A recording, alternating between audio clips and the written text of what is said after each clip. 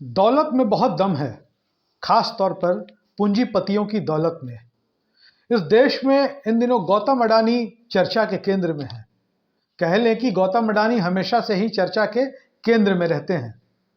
2013 जब से इस देश की राष्ट्रीय राजनीति में नरेंद्र मोदी युग का उदय हुआ, तब से गौतम अडानी का नाम हमेशा सुर्खियों में रहता है। गौतम अडानी पर सबसे ज्यादा कोई हमलावर दिखता है तो कांग्रेस पार्टी के नेता, जो लोकसभा में वर्तमान में विपक्ष के नेता हैं, वह राहुल गांधी हैं।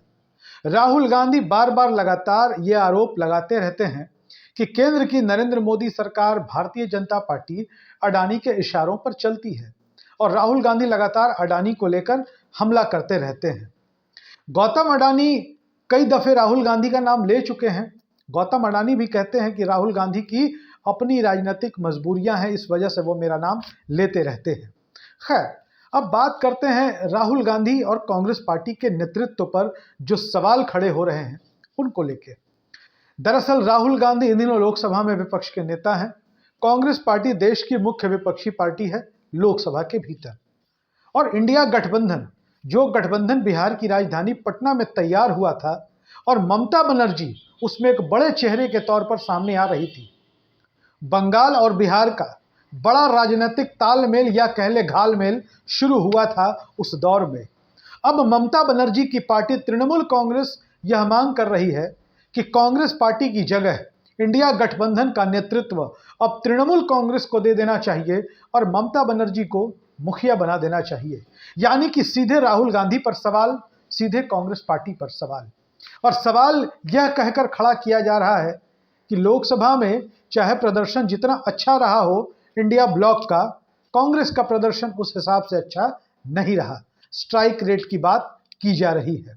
फिर कहा जा रहा है कि हरियाणा में और महाराष्ट्र में कांग्रेस की जो दुर्गति हुई, जब सीधे टक्कर हुई भारतीय जनता पार्टी के साथ, तो कांग्रेस जीत नहीं पाई।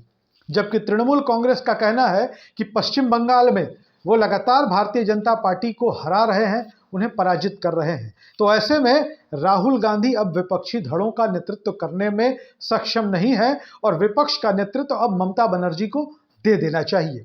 लेकिन यह सवाल अब यह खड़ा होता है कि पश्चिम बंगाल में 10 साल पीछे अगर जाएं, अगर 2014 के पहले की बात करें, तो भारतीय जनता पार्टी की कितनी सीटें हुआ करती थी, कितनी लोकसभा की सीटें भारतीय जनता पार्टी बंगाल में जीता करती थी, 1 या 2।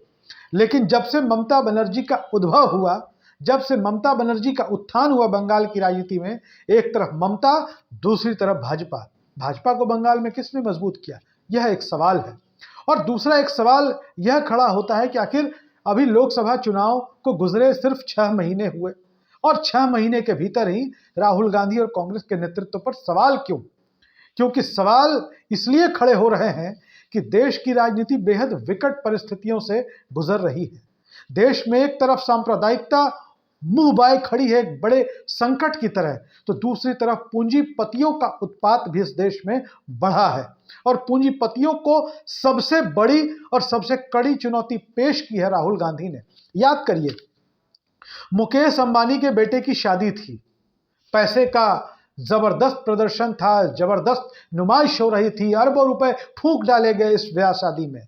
देश के प्रधानमंत्री नरेंद्र मोदी तो इस शादी में मुख्य अतिथि थे ही। जो देश के दूसरे विपक्षी नेता हैं वो भी इस शादी में मुकेश अंबानी के मेजबान बने हुए थे। लेकिन अगर कोई चेहरा नहीं दिखा तो राहुल गांधी का, सोनिया गांधी का, प्रियंका गांधी का, कोई चेहरा जो गांधी परिवार का मुकेश अंबानी के घर शादी में आपको दिखाई नहीं पड़ा। और इससे ही यह साफ हो गया था कि पूंजीपतियों के संग और कांग्रेस की जंग, गांधी परिवार की जंग भी कह सकते हैं। पूंजीपतियों के साथ सीधी टक्कर में गांधी परिवार आज की तारीख में इस देश की राजनीति में खड़ा है। और संयोग नहीं है कि विपक्षी धड़ा अब कह रहा है कि विपक्ष का नेतृत्व कोई और करे, कांग्रेस ना करे। यह सीधे सीधी पूंजीपतियों की लड़ाई है। अडानी के खिलाफ राहुल गांधी हमलावर है और जब जब राहुल गांधी अडानी के खिलाफ हमलावर होते हैं, देश की राजनीति में एक नया तड़का डाल दिया जाता है और यह नया तड़का विपक्ष की ओर से ही आ गया है। दरअसल अडानी की यह कोशिश है कि उसके एक जेब में सरकार रहे, दूसरे जेब में विपक्ष रहे। और जब तक राहुल गांधी हैं, यह संभव नहीं है।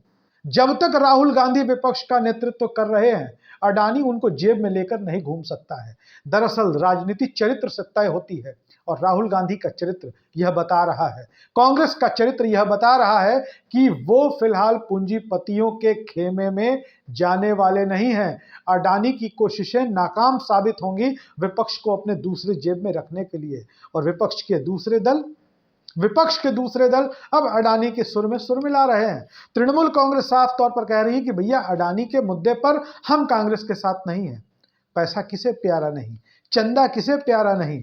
दरअसल चंदे से ही तो राजनीतिक दल चलते हैं और ये चंदे की ही राजनीति है, चंदे की सुगबुगाहट है कि अब राहुल गांधी और विपक्ष में कांग्रेस के नेतृत्व पर लगातार सवाल उठ रहे हैं।